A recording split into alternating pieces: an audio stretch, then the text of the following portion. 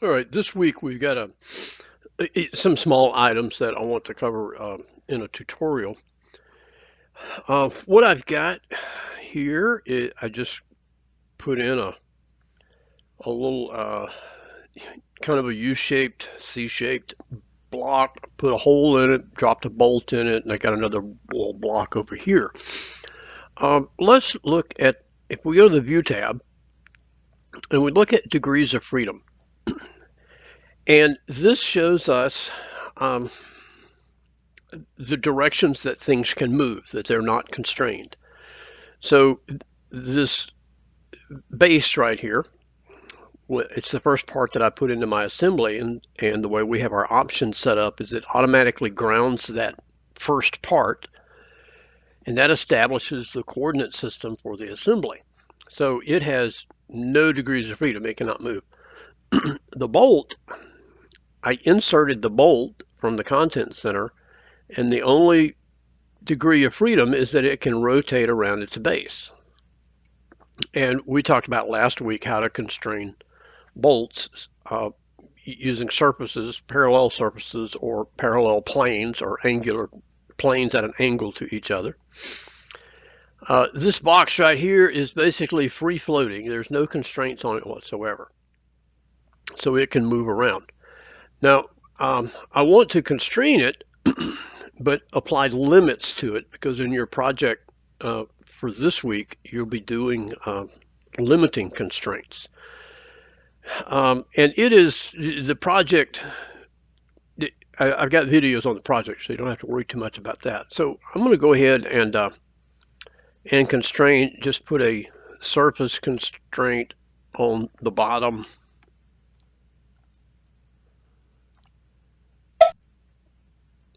Okay. And then I'm going to go planes. So let's see, that's the slider. So I'm going to go that plane to that plane. What happened? Where did it go? Ah, okay. Now we want this to be we want it to be constrained, but we want it to be able to move from this surface back to this surface. And so we do that with limit constraints. And so I'm going to go ahead with a mate constraint here, here, but I want to expand that and go with limits. And our minimum, if we say 0, it will stay flush against that side. The maximum, I don't know what it is. I'm going to say 2 inches.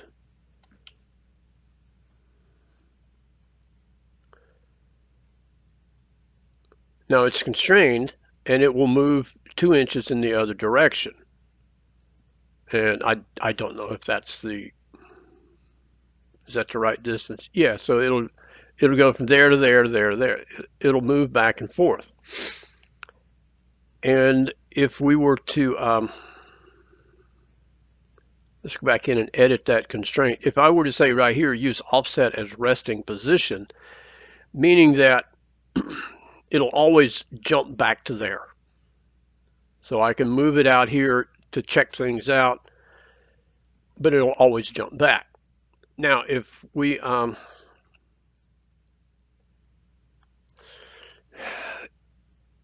drive that constraint,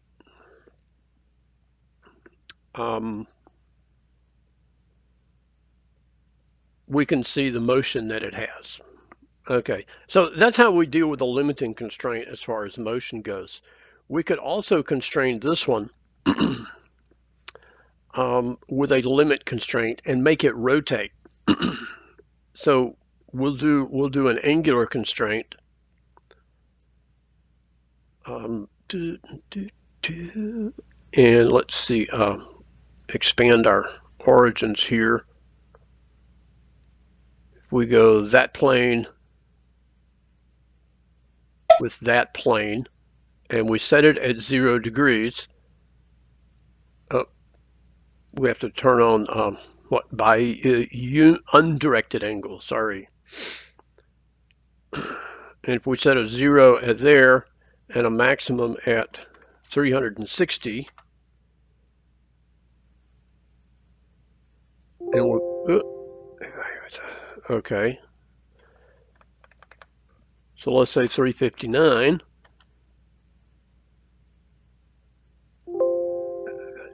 Expected range. That's weird.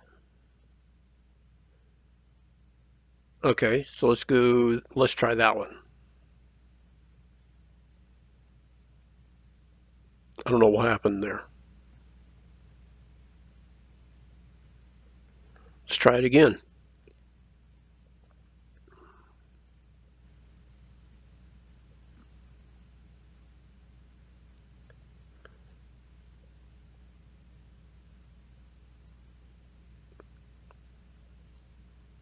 This should have worked here. And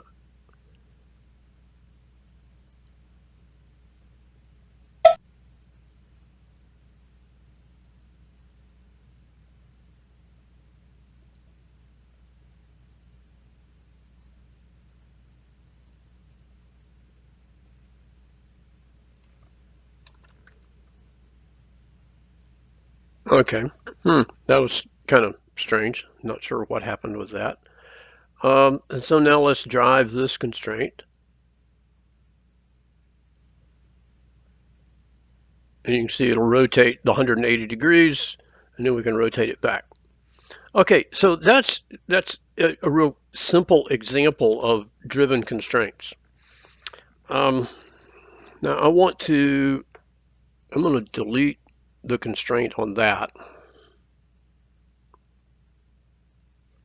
just so that I can show you some example of some other tools here. If we go to inspect, well, let me see, view. Well, I guess let me go back to where that's not deleted. And let's look at degrees of freedom now. Okay, now the bolt still has a degree of freedom to it, but it has a limit on how far it can turn. Okay, same way with this block, it has a degree of freedom because it can move in one direction. So those are still there. Okay, another kind of a cool tool right here, object visibility. Well, that's not what I was thinking about. Sorry. Display separate colors. That's what I was looking. This is kind of interesting in that you can temporarily put colors onto your parts, and it's especially interesting when you're assembling or checking for things, just so you can have different colors without changing materials. And so that leads us over to the Inspect tab, and we can analyze interference. And what this does is it checks your model to see where things might be conflicting with each other or interfering. And so we define set number 1, so we'll pick this one. Set number 2, we'll pick that block and go OK. And it says no interference is detected, which we know we have them constrained. So if I delete that constraint and I go ahead and move this part into that part. Now let's run this again.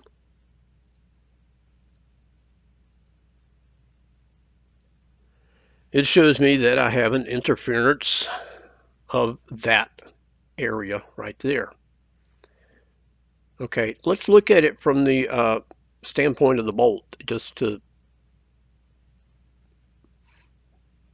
see what it says. Okay, and so because it's a threaded feature, what is happening is inventor models threaded holes at the minor diameter of the bolt, but the bolt is modeled at the major diameter of the bolt. And I'll pop over to a section view.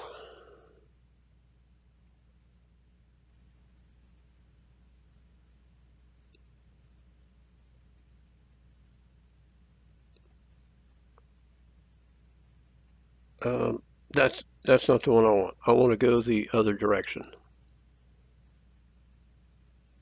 There.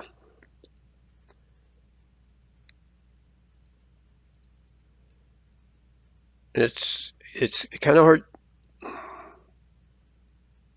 It's hard to see in this view. So let's go to wireframe. And now you can see, okay, so here is my bolt modeled at its size. Of course, it's longer than my threaded hole is. How about that? Um, and then the model, or the base part, here is the hole has the conical shape. So let me substitute a shorter bolt.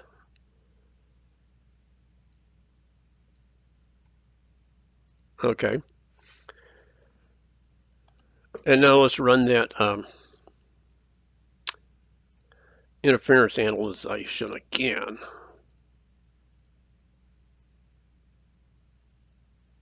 Okay. So it's simply because of the threads. Okay. That it's causing that to happen. But that's one way you can check for things. Now you say, what is the big deal with all of this? You're going to see in our projects this week and next week, we're going to be constraining and then animating those constraints or driving them, not really animating. And one of the things, this is not a project you're going to be doing, but it is a really cool project. Um, it's um, a speed adapter for a drill press, meaning that it increases the speed of your drill bit, if you will, your drill chuck. And if I take this part right here and I drive that,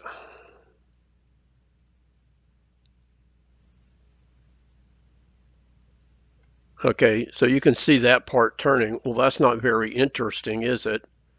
So let me take this part here and make it transparent.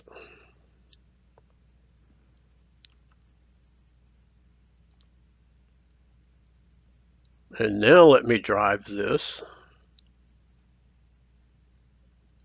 Is that the part I want? Yeah.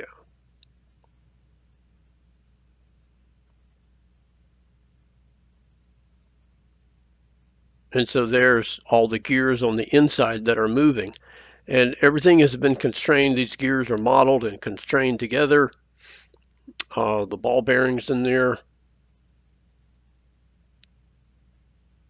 So it's all constrained so that when it actually duplicates what the real part or the assembly would do in action. So we animate this and that whole thing turns. Okay, so that's pretty much tutorials for this week and next week. You've got some projects that have got videos that go along with those. Um, and I hope that you enjoy those. It's kind of a culmination. You've worked on modeling and assembling, and now you get to kind of animate your assembly to see that it works.